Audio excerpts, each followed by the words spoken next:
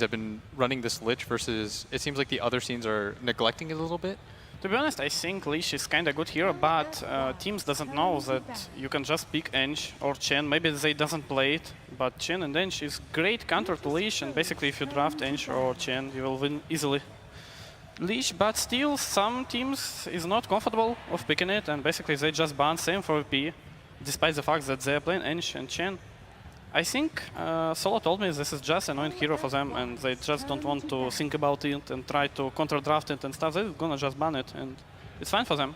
It's probably a comfort thing as well for LFY, right? Just because they've been doing so well with it, you take it away rather than just trying to attempt to deal with it. And segueing onto that, Sumil, LFY have chosen DP second.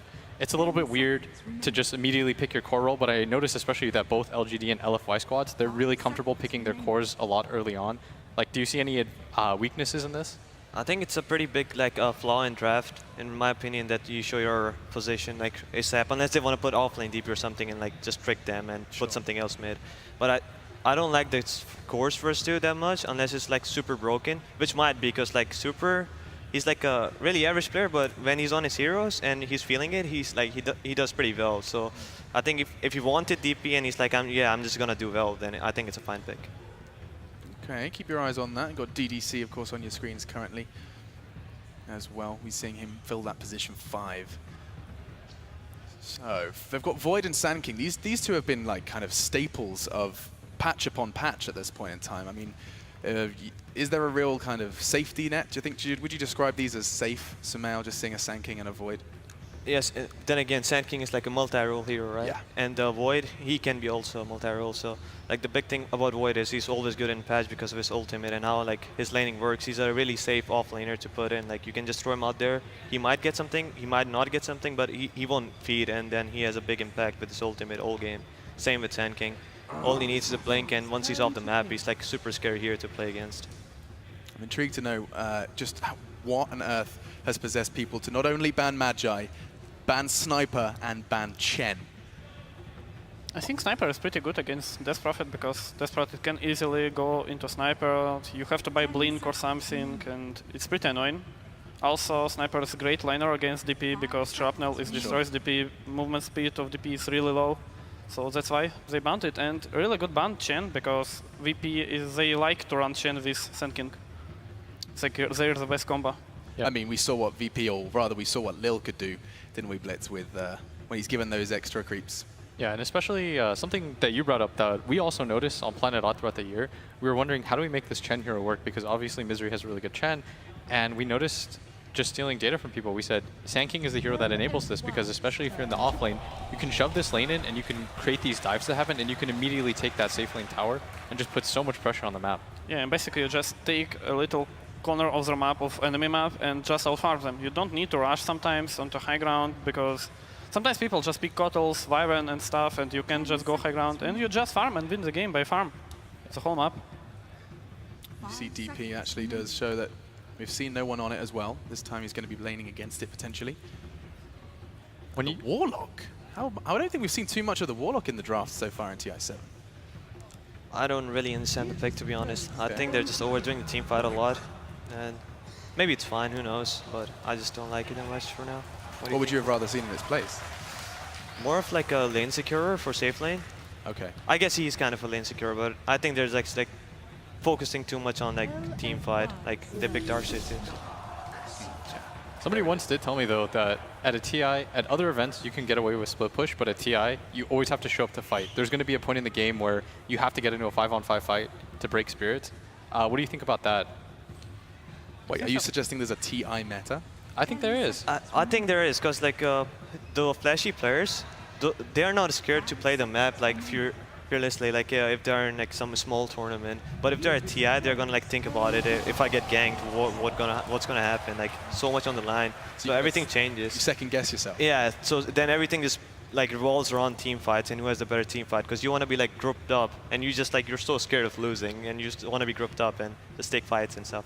Yeah. It's all, I mean, we say, I'm not going to say it's all a mental game, but there is so much going on outside of the hands on the keyboard and mouse. I think, yeah, in TI, especially at TI, like it's 90% mental game, and if you're prepared for it, like it's super easy to win TI, because every team, like just their performance rate like drops down drastically. Like it's actually insane how worse everyone gets at TI. Yeah, of course. You were in this position, FNG, where you were the underdog going into that game against Secret, and you were telling me that you didn't really have anything to lose. You thought we can just play for fun, and that kind of just removed the pressure from you. I mean, after first game, when we drafted really bad heroes, we decided like, okay, draft our heroes, and for some reason Secret left that hero for us, like Visage, Draw, and stuff, and we won the game, and was like, what happened? We just played good Dota. But this is the question, right? The attitude you must have had in that was, we lost. nothing to lose. We lost. We've lost. We've lost already. Let's have some fun, right? And as soon as the fun is re-injected back into the game, suddenly, you know, success is attached to it. Yeah, kinda. I'm looking forward to seeing. So basically, we've learned a lot throughout this panel, but one of them is just don't choke, have fun.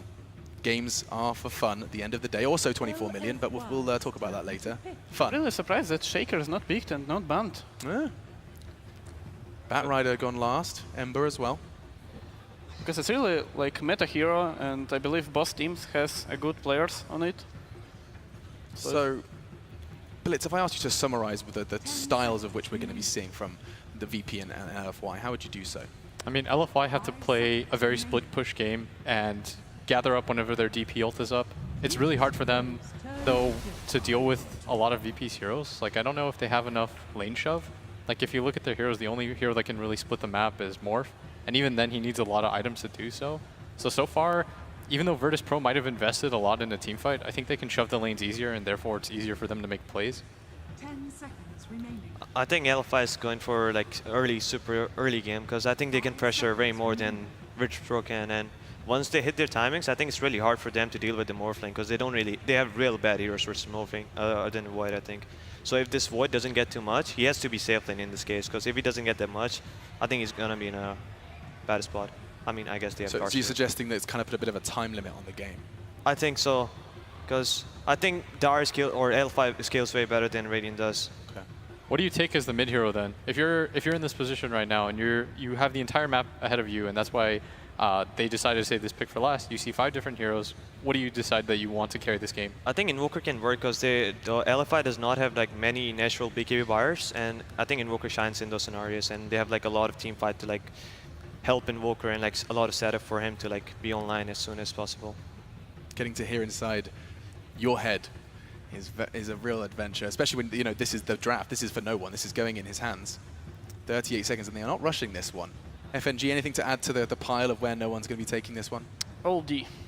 Oh, we've seen a lot of OD from him in the past. That's like would you call that comfortable for no one? Yeah, for sure. I mean, even for Virtus Pro overall, yeah. It's like OD can easily win the game by himself, but still he needs a lot of help here because your Spirit and DP pretty strong lane. They're going right down to the last second with this one. I think it's not the ideal OD game to pick Ursa. Ursa. Yes, Ursa. CIS Ursa.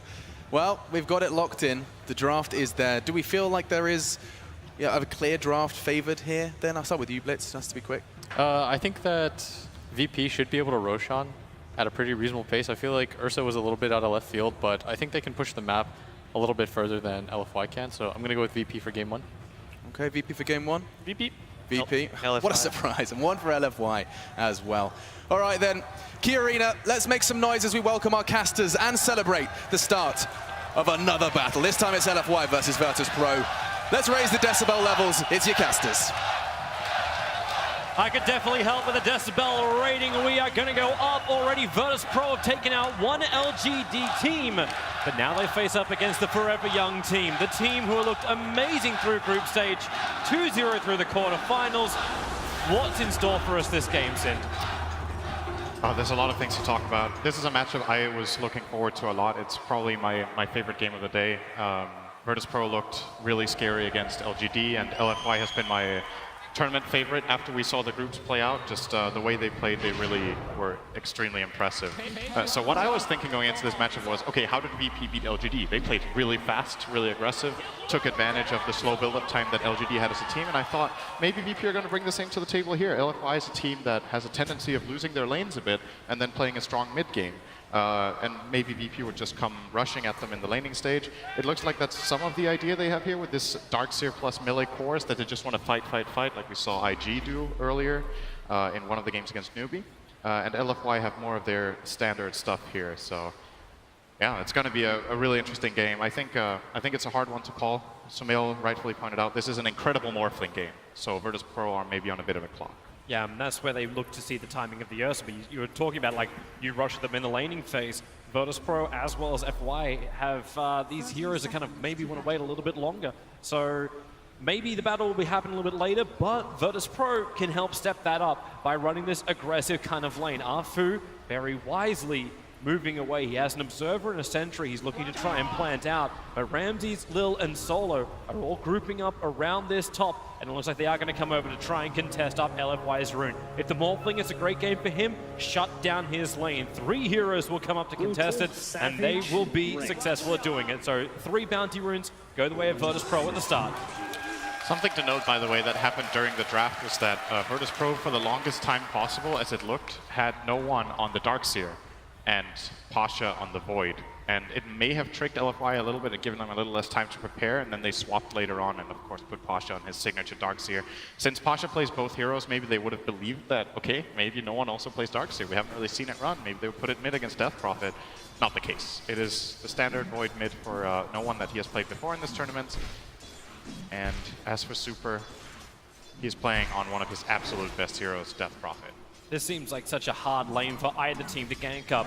No one's got Time Walk to get away. Super, he'll need his level 2 for it, but the Spirit Siphon can be there for the Death Prophet. So difficult to gank, but it's not stopping Lil from being more of a nuisance. Both teams, the panel talking about this earlier in the day, how many couriers have we actually seen sniped out? We got a lane camera up right now to check out all the lanes, but at this rate, at the very start, you may as well have courier cams both going at the same time. But Lil rotating in towards mid, he won't find Super. Hello. He'll give up the fight. The second he shows himself, the courier will leave the base. Is coming with the salve.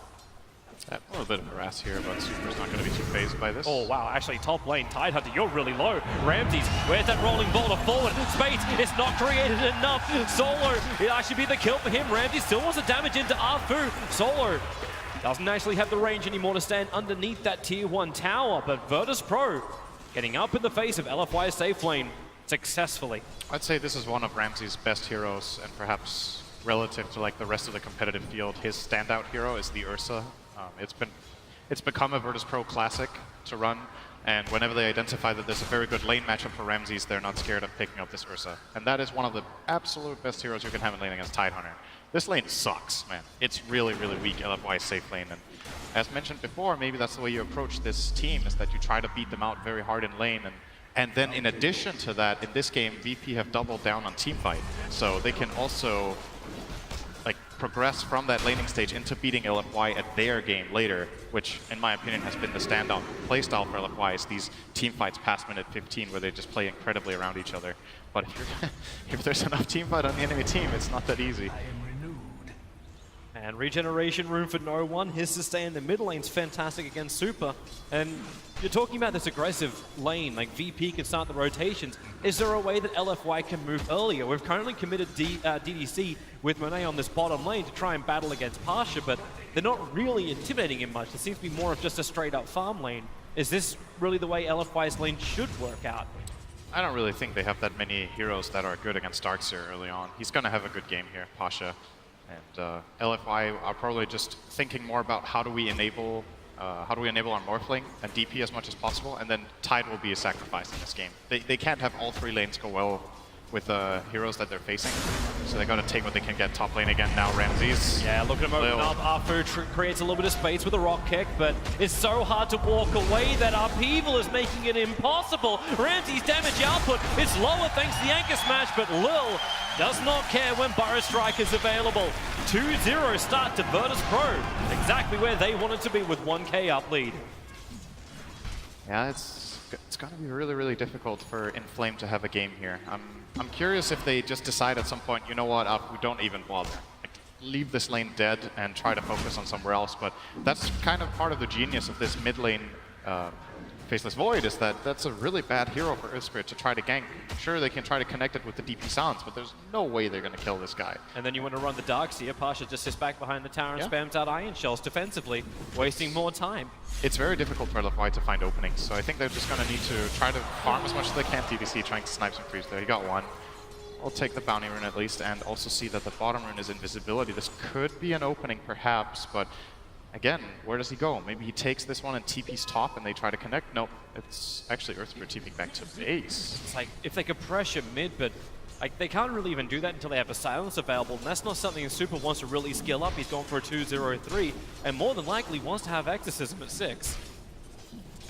Well, we're gonna see what he chooses to do. We have seen Silent skill fairly early in some situations. Maybe they go bottom lane. That is where they're headed, but Lil, That's maybe their feeling best this chance. rotation already, moving over, Pasha getting aggressive onto Monet. Pasha still keeping that burn going. DDC reveals himself to pick up and throw down with the waveform. They have the damage output. Lil will get the Burrow Strike as Morphling. Strength morphs up and has 4 1-charges to live. So he will be fine. Nice bait from Monet. It's one of those moments as the Darkseer, you're like, how stupid is he? Is he really doing this? Like, I'm having a great time trading with this guy. I have Iron Shell on myself, and Lil is coming in. That's why this worked so well, was that Lil actually wanted to go for the kill down there, so they really wanted to bait themselves. And it's about who were the better baiters, and that was LFY in this instance. They get that kill. Yep. That helps them just repair a little bit of the gold advantage that Virtus.pro's picked up. It's now taken the aggression off the Tidehunter, so more space for that off lane. Or I should say safe lane of LFY. There's going to be some swap around here. They'll pit the Ursa against Morphling. That is also, I would say, a pretty good lane matchup for the Ursa until Morphling is very strong, but that's not the case at all yet. They can also feel confident about their other lanes. The fact that no one's running the mid means you've got a Chronosphere very early on. So if LFY want to pressure bottom lane, if they want to pressure Ramses, it won't take that much to bring in the Faceless Void, and vice versa. You can't. How can you kill the mid when you got Chronosphere and a level 3 Time Walk available? It really is not possible. But Afu, he'll start with a kick onto Ramses, pick up Telekinesis, no TP support coming in just yet. Now it's on the way. It's the Faceless Void we're talking about. The lead forward, a 3-man Chrono, but he's already lost Ramses. Support's not there. Warlock is on his way, trying to focus onto DDC, and let's get something, but no one is a 1-on-3 matchup. Solo will come in, gives the Shadow Word, as well as the slow upheaval is down. So Monet doesn't want to use waveform. Lil's coming in with Lil and Lil, looking for DDC, does surround him on 3 sides. The kick comes forward, only connects on the illusion. Solo moving forward as well, needs to keep his distance. Now it's Lil who's very low. The Sand King will fall. DDC trying to run back to the tower. The illusions are going to break up the attack. They're coming down towards Afu, but Monet's not done just yet. Going after no one. He's got the Shadow Word for regeneration, but this SK illusion, it finds Afu, but still on 40 HP. That is enough to stay alive as the Earth Spirit. Yeah, the Fairy Fire stays alive because of that Is under attack. on that Earth Spirit. It's an item we don't really see used that much anymore, but it has its moments just like that one. Earth Spirit is one of the better heroes to use Fairy Fire because it very naturally commits in and wants to trade for as long as possible. And then just at the end of that, when he was about to die, he does have that ace up his sleeve to get out of there. Very nice plays here overall from LFY, forcing that rotation from Void, getting a 0 impact Chrono. They got half a tower mid with Death Prophet ultimate at the same time, and they freed up their Tidehunter up top, who is now going to be able to play some Dota soon. We'll be looking forward to that. Gets a Soul Ring, so farming is now secured for him. And also is level 6, the other big team fight controller. You can talk about the Faceless Void having the Chronosphere for no one. He needs a follow-up. The other counterpart to kind of make VP's combination work a little bit better is levels onto Solo. He's on this bottom lane now, sitting down here with Ramses, but both of them don't have that level 6. You don't have Enrage, you don't have the Rock Drop. It will be coming in due time. The hero of VP to always look out for in these games. I think Pasha is a... Oh, wait a second, bottom lane? Yeah, they're pushing him back behind the tower. Solo's still nearby, but he doesn't have a lot of mana to work with. I wanna keep an eye on Pasha in this game as well. I think he is outstanding on Darkseer, and the reason Virtus.pro plays so well with this hero is they're very, very good at combining their spell casting in all of their games. And Darkseer is one of those heroes that really allows your lineup to really gravitate toward one point and take a very, very nice fight together. So I've seen this hero banned against Virtus.pro for the last few months in most of their games, and they're very happy to grab it for Pasha in this situation. Getting good levels and good farm on this hero is generally a good indication that Virtus.pro are in a position to, at the very least, take fights later. The question is if they can win them, but they'll definitely be able to take them whenever they want. And you see LFY's reaction with their vision. You're talking about VP taking a great fight. It's the vision game from LFY. The Observe Ward that's sitting on the Radiant high ground side of mid lane. It saw the rotation of Lil running under that haste rune. Same with the Observe Ward just south of that bottom rune area. LFY are able to read where VP's movements are, and they're giving them no option to fight. And if there is an option to fight, LFY will come in with the numbers. And they're doing it again. Super, the numbers are here. Bottom lane, Exorcism is up. Super is looking for some good damage towards the tower, doing it with the Morphling. There's one way to do it, and Solo's not ready to fight this. He's got level 2 upheaval. He can at least slow down LFY. Super, he's backing out now. There's the upheaval. A little bit of a slow. Barra's trying to go to work. Ramsey just going to try and slice and dice, but Lil, so much damage from Monet. Waving forward, Ramsey, he's too injured. The Chronosphere, he'll create space. Shadow Word onto Ramsey. He's getting his life back right now, but Chronosphere's been expended, and VP have no other choice but to run away. Monet has himself a waveform, but VP have already left the bottom tier 1 tower, and they don't want a bar of this. This tower is difficult to defend. I think this is case in point. Also, in addition to that, you know, the Ravage is available. Darkseer, I was saying, is going to allow them to fight whenever they want. This is still maybe a little bit too early. You want to have Vacuum and the point wall, so they still need a little bit of build-up time. I didn't think we were going to see them attempt to take a fight this early on, and LFY are taking full advantage of this little spike they have. So for Virtus.pro, the challenge here is buy enough time to get Darkseer's levels, get that mechanism up and running, and get Warlock level 6, and then this kind of fight is one they're definitely going to be able to take. But VP supports, this is pretty unusual for them. Both of them are only sitting on level 4 here at 10 minutes. There will be a Tome, of course. Guessing it goes to Solo, arguably more important than getting the levels on the Sand King. They need that rock. If you are gonna play it around the Darkseer, you're gonna need that rock. It's also when Ramsey wants to try and push forward. We can look towards Roshan as a primary thing. They are running the Ursa Warrior, so it goes hand in hand. It'll be a priority target for Virtus.pro. But so far, it's LFY who are adding the force. They're coming down to the mid lane. Only a half HP tower with a catapult wave, and even DDC having the end of a double damage rune. Okay, a little bit harder to getting close. Solo is just sitting with the level 2 up. He will hit the tower. Now, finally, if you've never played this game before and you're wondering what that red ring on the ground is, it's annoying. That's what it is. It's really annoying. The new name of the ability. Yeah. I would say it's upheaval, but it's more up something else. It's currently sitting on level 2, annoying. And there goes the tower to LFY. Yep. Keeping the pressure on. And very good read on this game from them so far. I think they're playing. Oh, rolling boulder. It goes forward. They're kicking Solo back. A quick silence. He's still got the Shadow Word on top of himself, but the pickup from Rubik. DDC gonna pull him in and drop him down. You have Exorcism off cooldown in 5 seconds time. You still have Tidehunter Ravage. And with no chrono for 13 seconds, LFY could have forced the issue, but instead, they'll back out. There's so much space being created for the Morphling this way as well. The hero is not particularly strong in lane against a lot of matchups, but LFY managed to secure him the farm in the off lane first, and then they've been moving him around, and they've been playing around him for kills. He's 2-0-2. Oftentimes we see Morphling be involved in absolutely nothing for the first 20 minutes, but this is something I think LFY is very, very good at, is using every player in the game. They have some games where it's impossible, like where the hero is just too weak, but if they have any sort of strength, they try to draw as much as possible out of every player. And now they're just going to claim themselves another tower. VP actually might want to try this time around. There's that first TP coming in, Faces Void. He is waiting. It's actually Ramsey's coming in first. 3 swipes into Monet, 1 chance will repair all of that damage. And now, here's your Chronosphere, catching 3, Super on the edge of it, the Burst Strike forward, the rock will drop, and the Fatal Bonds connecting up LFY, 3 heroes caught inside of it, they're already killing the Rubik, Monet, they're trying to run out, but again, it is unfair advantage when the slow is just making it impossible to run away. Tidehunter crippled and brought down the top lane, LFY lose 3, and Virtus.pro, they now turn their attention towards Roshan, but Monet, he's walking in front of the pit. The VP will still be fine. They're going to keep going at this. That's that first team fight for Virtus.pro that was so important to be successful, and they pull it off very nicely there with a freight chrono into Golem. Well, he's in the neighborhood. Monet's there. They're going to pick up from DDC. They'll drop him down. Roshan almost down, is down now. Ramses has the Aegis, the Immortal, but do you want this fight? You don't have Rock available, so really the answer is no. A Burrow Strike, which was stolen from DDC, cancels the TP out from Pasha. He'll end up dying. He has the mech and the headdress, but still short of the mech. Sorry, he has the buckler and the headdress. Needs a little bit more. Another 700 to go, but this was two very good minutes for Virtus.pro. They end up having a couple casualties there, but I think they're happy overall, getting the team fight first and then the Aegis. Sitting with that on Ursa, closing in on Blink Dagger is going to allow them to play the style that they really like. I think Ramses as a player has a lot of faith in his team. He trusts them a lot when he's given the Aegis, not scared of just going in extremely aggressively and burning that Aegis to set up his teammates.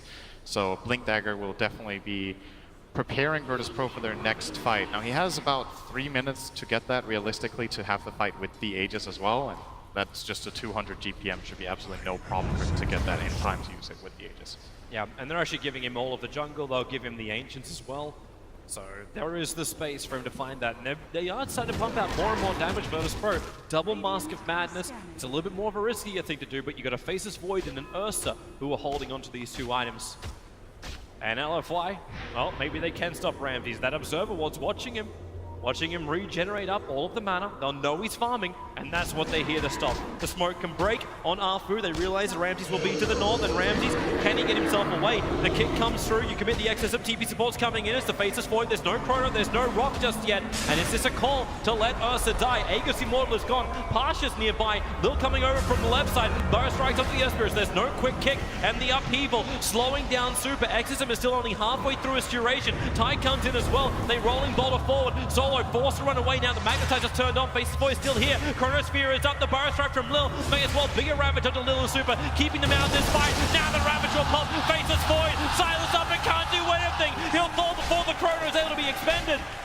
40 seconds on the sideline with no buyback. And they burn the Aegis Immortal. A perfect fight for LFY. Yeah, they didn't want to give Ramses the chance to get prepared with the Blink Dagger. Just immediately, you'll see very few teams in this tournament do this. The Aegis just went the other way. They're like, we don't care. You know, see him on a ward. They see that the Shrine gets used, which is very good information for them to take the fight in this area. VP can't really retreat up to the Shrine and get an advantage. So LFY, by coming from the high ground around this camp that the Ursa is farming, already have the natural positioning advantage. And then when VP try to respond, they're just not ready yet. Yeah, we can see that fight once more. This is when it was really kicking off in the mid lane. That silence, the follow-up Ravage, there was just nothing the Faceless Void can do. So I'm imagining VP will try to go back the other way. Just now they have all of their spells ready now. Finally, Darkseer levels up the wall at level 11. They have Chrono, they have the Chaotic Offering prepared as well. Lil still 300 short of the Blink Dagger and doesn't have Epicenter skilled yet, so maybe that's something worth waiting for. But he showed himself for a moment. So smart from Lil, he understood he was going to be attacked, and this is LFY who have understood the item timings of Virtus.pro, their farm position they should be in, and who they have to pressure. It's the double Blink Daggers they're trying to stop. The one from Ursa, that one's already up, but now it's Lil, 100 gold away from completing it. They're just playing very, very aggressively with what they have. Even the Morphling is joining for these moves, and now he's going to go top. That was the end of that. He still has a Replicant hanging around if they want to make a move somewhere. It's actually moving in toward mid. It's that maybe other trying timer. to bait Ramses. They actually got a Chrono in. No one! He's literally hit nothing! It was a Replicant bait! And LFY, they have just dodged a huge thing. The Morphling was probably headed up north to try and dodge the combination of Virtus.pro. They had Chronosphere, they had the Chaotic Offering, they were looking for a fight. They wanted to pinpoint it around that tier 1 tower. And LFY, with one thing that was only made of water, have drowned the hopes of VP for that fight at least. Yeah, he just bought them 2 minutes. That's the easiest way of looking at that. Oh no, this is cruel. This is mercy on replay. Why are we getting a slow-mo of this? Hey guys!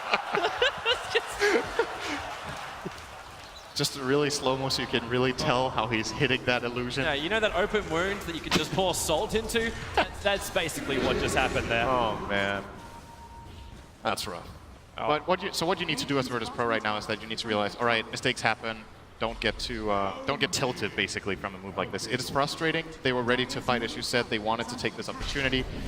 Now you need to not get into this mode of, all right, we still have to fight. We still have to fight. Yep. Your lineup is fine in 2 minutes as well. It's not the end of the world. You missed a core kill that could have been interesting and maybe given you a tower, but the same opportunity or a similar one will present itself soon, and that's what they need to get ready for. The Sand King Blink is now complete.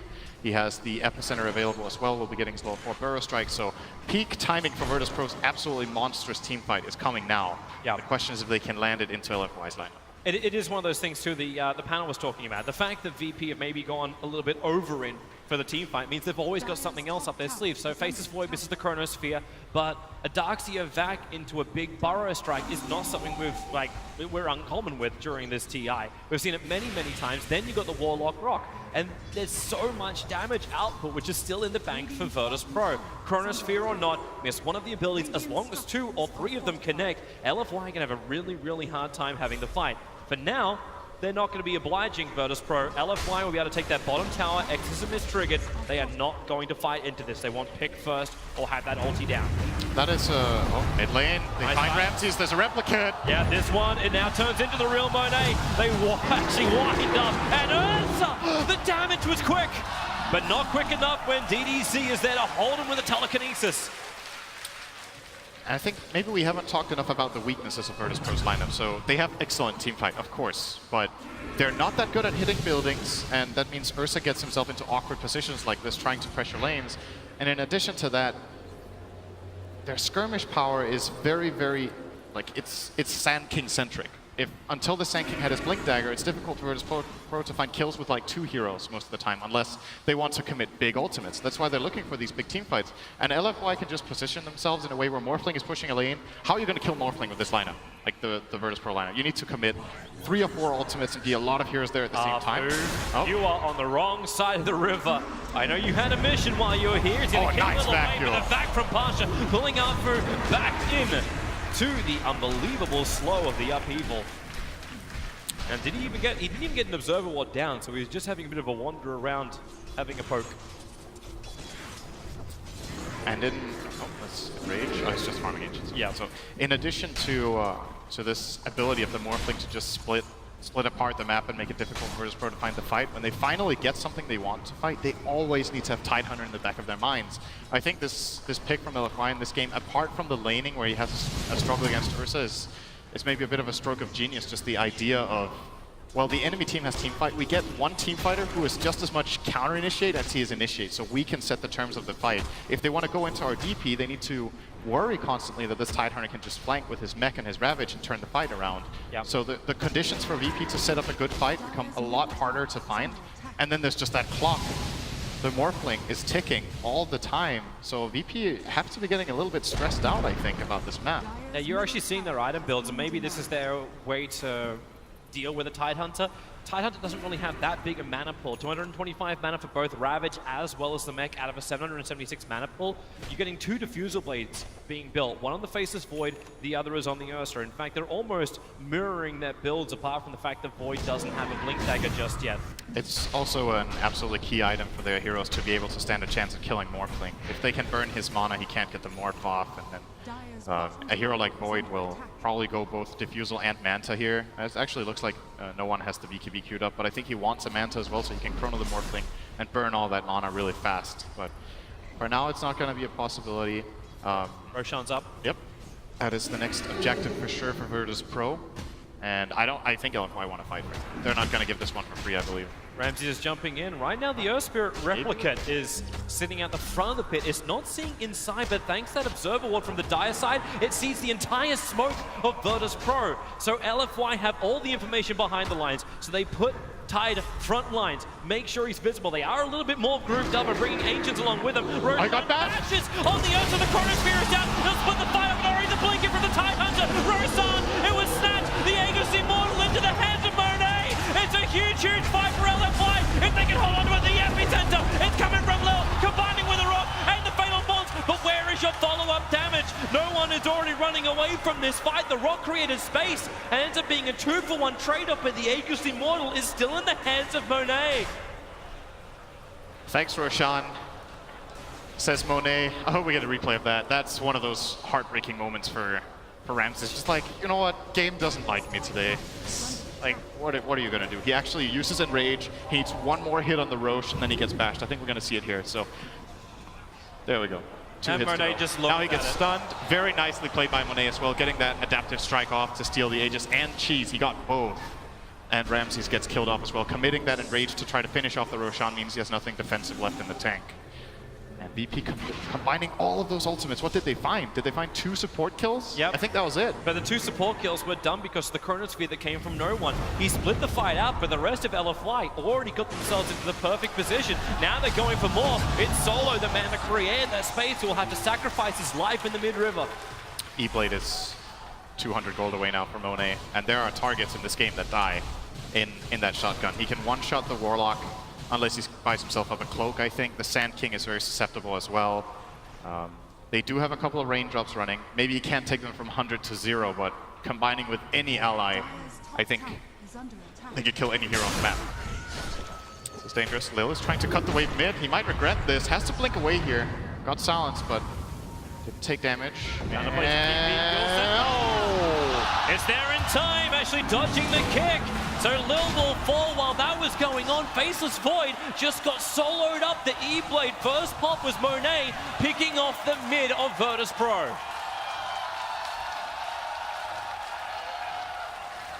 This has escalated very quickly for LFY.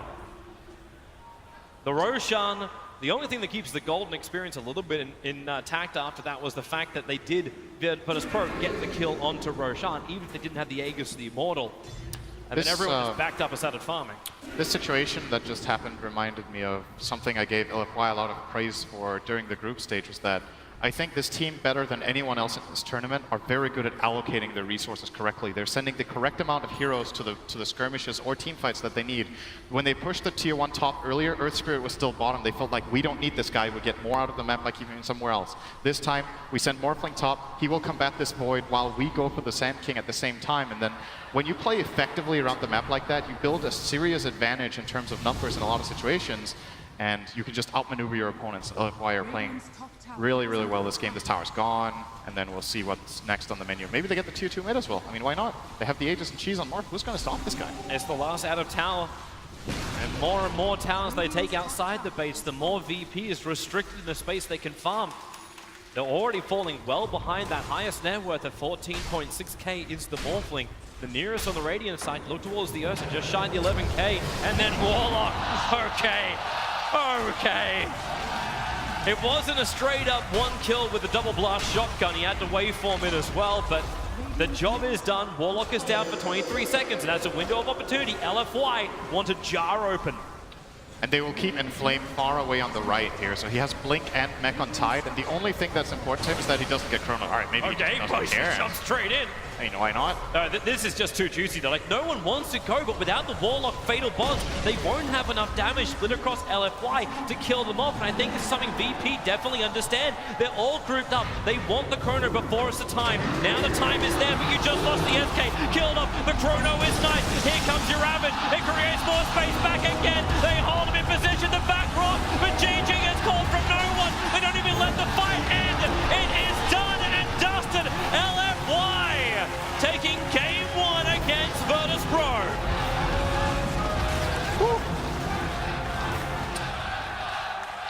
There's a little bit of a flashback to a lot of the games we saw in the group stage.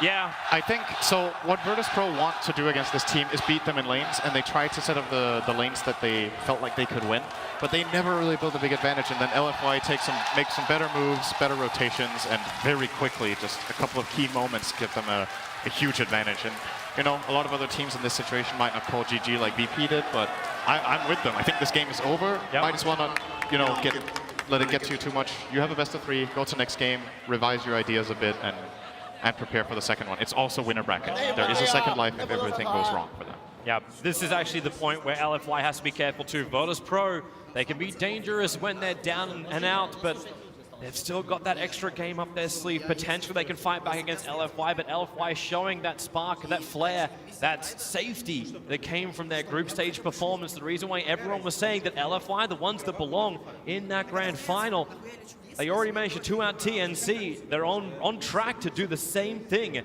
maybe against Virtus Pro, but Virtus Pro, they'll recover, they'll think about it, And maybe they are the team to do it. Maybe they are the team that can find that aggressive kind of strategy, the thing that can just shake LFY a little bit. TNC found a little bit of it, even if though it was a 2-0 result, it wasn't a very clean game for LFY. Can VP find that same flair? I think the part of their idea that is correct is the heavy lane focus and the focus on putting pressure on LFY. Don't play slow, try to play fast and find kills, but in this game they overcompensate on teamfight. I think Sumail hit the nail on the head on the panel there. It's like, this is too much, man. This is too much of the same thing.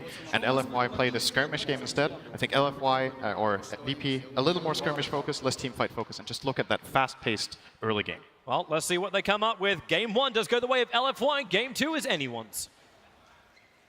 Nail on the head. Yes, indeed. LFY do hammer that nail home. First of the series under their belt, and the chance I can hear them from over here. So that's a testament to the fandom that's going on in the arena. For now, though, I'm joined by, once again, Sumail, Blitz, and none other than previous Virtus.pro player, FN Jesus. How do you feel about FN Jesus? I feel like it rolls off the just tongue. FNG, please. Fine. Nice. Okay, gentlemen, there is a lot to be discussed here, because I think the first question I'm throwing in your way, Sumail, is a discussion everyone was starting to have, which was just Virtus.pro's early game. Are they early game reliant? It's something we always talk about, like good start strong. What did you make of this one? I think most of the teams who are individually talented, they rely a lot on their early game, because if they make mistakes, they lose their confidence, and they are just thinking about, during the mid game, they're just thinking about, like, we could have done this better, and everything would have been like way easier for us from that. And like VP is a really individually skilled team, and I think that's one of the biggest advantage. I think the early game, because if they get it, like, they go real good from that, because the CIS teams are known to like just run at you, and they're really good at it. But I think this game, they focus way more on team fights, which is kind of their like strength, but not really, because I think it's like messed up. They got too kind of confused. Maybe even in the draft itself. Now, I'll go over to you, FNG, because the discussion that a lot of people were having was that just they didn't have enough damage. I mean, you had kind of that Void looking a little lost in mid. Ursa as well. You said it was signature VP Ursa. I mean, the problem is they put no one's on Void, and I don't think that's a good idea, because, I mean, he's good at this hero, but he's not comfortable enough, and I don't think that this fits Virtus.pro playstyle, because he just sits at mid lane farm, and then he can kill anyone because he needs another hero. No one's just like to rush at people, have dominance, have a lot of farm, and just kill people. Yeah. And Void, that's not the hero. And we talk about comfort. This was something we talked about in the pre-match. We said, Sumail said it himself, being comfortable is important at TI, being confident and comfortable. And there is no one more confident and comfortable at that telestrator than Purge. Kevin, what have you got for us this time? Well, I wanted to talk a little bit about the lane setup that ended up providing that beautiful game we just watched. Now, like you guys said, there was a Void in the mid lane, kind of a weird matchup. Surprisingly, no one was able to keep his farm towards the top of the charts, which I thought was very impressive. But the interesting matchup, I believe, was actually the Ursa versus Tidehunter one. This is the last pick that VP went with, very common pick for them. But what it gave them was a much better laning stage, more so than before. Now, the really cool thing that Ramses did here is right before his Fury Swipe counter that he'd previously stacked up was gone from Tidehunter, he strolls right in and gets a third one there, which allows him to get this overwhelming damage. So he was able to abuse the hero to get some good lane advantage. That went well. The rest of the lanes for VP went pretty darn well. But the problem really started coming when the Chronospheres misfired. There was a couple in team fights that produced decent outcomes, but not amazing. And obviously the big chrono on the Morphling Replicate gives LFY another big advantage. If you run a carry like Faceless Void or a hero like Faceless Void in the mid lane, you need to get kills with these teamfight ultimates, because if you don't, it gives your opponents these big advantages where they can actually do things. And in the meantime, we're about 22 minutes in the game. LFY has about 2k gold advantage. It's good, but not completely overwhelming. But really it comes down to how close these teamfights are. Now, the crucial moment was Monet here stunning and pushing the Ursa back at the same moment that he moved in to grab the Aegis. And because he did that, it pretty much guarantees that VP is going to lose this fight. I mean, there was a good Chronosphere that hits the backline as well, but in the meantime, Super is able to zone the other back line, and unfortunately, because Solo got pushed so far back, he's not able to affect the fight in the perfect way, and just always felt like VP was constantly on the back foot in the team fights. Perfect stuff once again. Purge, master of his craft. Now we get to kind of talk a little bit about why LFY were so masterful in their first game. Thanks very much, dude. Appreciate it. I think the biggest discussion I want to have, and Blitz, we haven't heard from you yet, is actually more about what's happening to that sixth man. We saw that shot of the team, right? You saw Virtus.pro having that breakdown between the series, and Artstyle was someone that was talking an awful lot.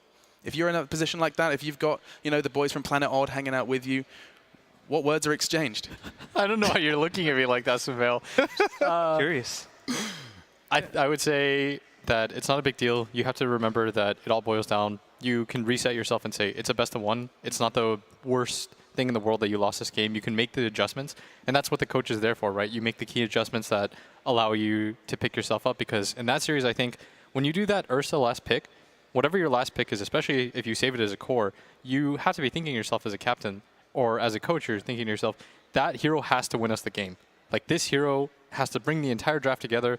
And we had some good suggestions. We had OD, we had Invoker. I was like, these heroes can win the game no matter what happens. But then they picked Ursa, and I'm sure Artstyle was also very confused. He's like, why is that an Ursa pick? They have no damage. They can't really properly abuse this Chronosphere.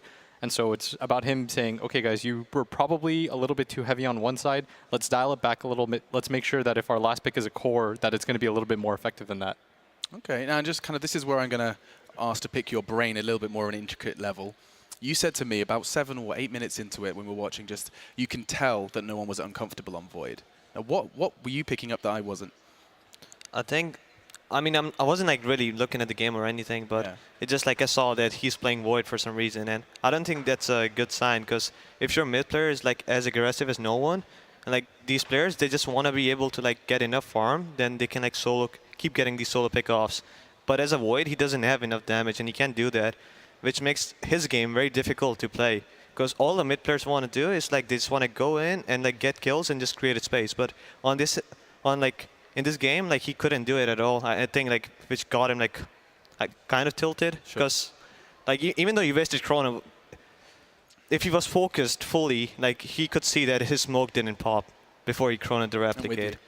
Like very small details that can go ahead and define a game, and indeed that game has been won by LFY. Before we turn our attention to Game 2 of the series, and as this battle for upper bracket success continues, we're going to take a look at some more of these fantastic submissions for the film contest.